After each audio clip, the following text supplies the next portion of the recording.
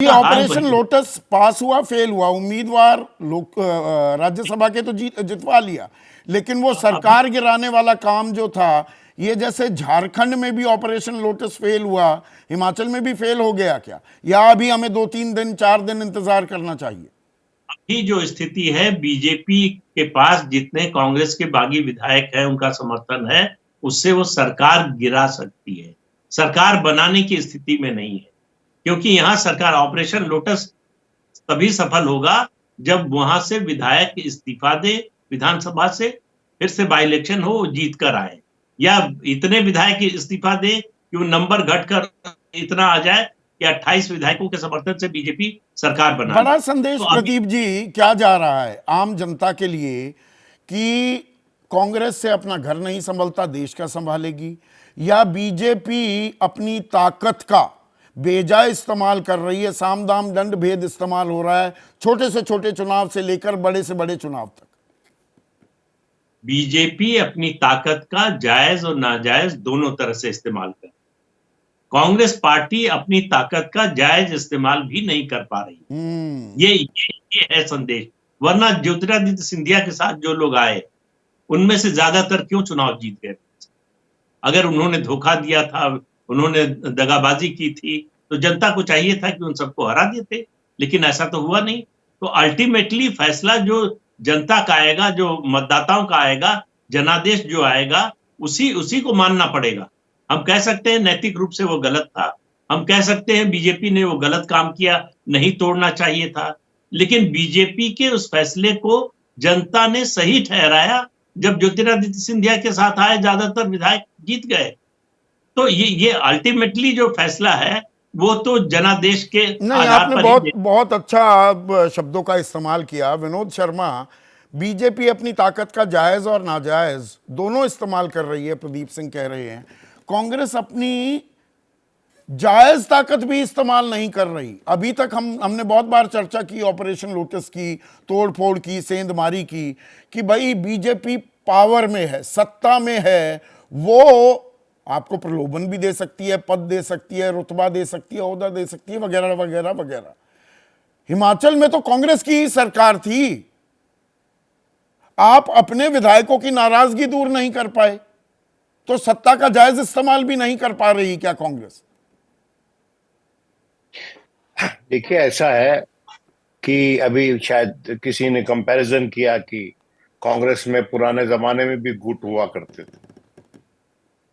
करते थे, लेकिन वो गुट पार्टी तोड़ते नहीं थे, पार्टी छोड़ के नहीं जाते थे, एक दूसरे से रस्साकशी करते थे, सेरेब्रल कॉम्बैट होता था, पॉलिसी पे डिफरेंसेस होते थे, पार्टी छोड़ के थोड़ी निकल जाते थे। जो आप देख रहे हैं, किसी ने इसको इंगित नहीं किया, ये सिस्टमिक रॉट है जो आप देख रहे हैं। सीआरपीएफ की गाड़ी एमएलए को ट्रांसपोर्ट करने के लिए इस्तेमाल हो रही है, इस पे प्रश्न नहीं उठाएंगे आप? महाराष्ट्र की सरकार कैसे गिरी संदीप? होम मिनिस्ट्री तो एनसीपी के पास थी, कैसे गिर गई? क्या आप नहीं सोचेंगे कि ऑल इंडिया सर्विस के जो पुलिस ऑफिसर्स हैं, उनका कितना पॉलिटिसाइजेशन हुआ है या कितना मैनिपुलेशन हो रहा है?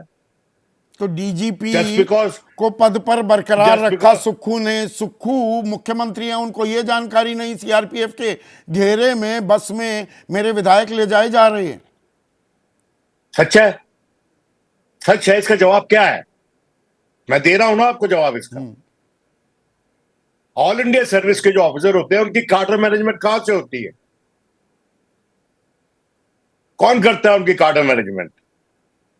और आजकल डीजीपी कितनी स्टेट्स में टेम्पररी है कि नहीं? सुप्रीम कोर्ट तक ने कहा है कि ये मत करो। ये सीधा सीधा वॉयलेशन है प्रकाश सिंह केस की जजमेंट का, लेकिन ये हो रहा है। मैं कुछ और कहना चाहता हूं। देखिए, कांग्रेस के भीतर बहुत भारी अपवाद हैं। वो एक शेर है ना कि दिल के फोफले जल उठे सीने के दाग से, इस घर को आग लग गई घर के चराग से। कांग्रेस में वो हो रहा है। शरेआम हो रहा है, एक जगह नहीं अनेक जगह हुआ है।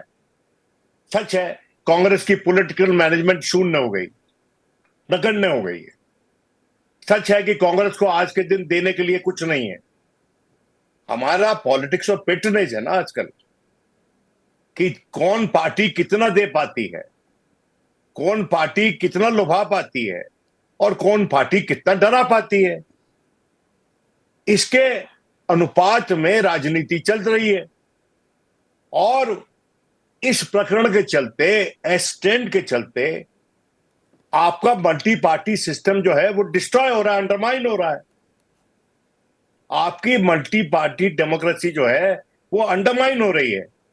तो अभी किसी ने कहा कि आरजेडी से कोई नहीं गया। आरजेडी से तो आज ही खबर अखबार में छपी है कि 2 लोग और चले गए। वो जो दूसरा नीतीश जी का गठबंधन बना है बीजेपी के साथ, समाजवादी पार्टी के छोड़ के, अरे चीफ विप छोड़ के चला गया। कोई पांडे जी हैं। नहीं, ये तो अब जाहिर है ये राजनीति का न्यू नॉर्मल है विनोद। जैसे ही घड़ी का काटा दोपहर 2:30 पे आए, बबीता जी का दिल सास बहू साजिश के लिए मचल जाए। और ये है इनकी बहू, पूरे दिन ऑफिस की टेंशन हो जाए गॉन जब ये करें अपना फेवरेट शो फ्री टाइम पे ऑन। इनकी तरह आप भी देखिए अपना फेवरेट शो अपने टाइम पर और डाउनलोड कीजिए एबीपी लाइव ऐप अपने स्मार्ट टीवी पर।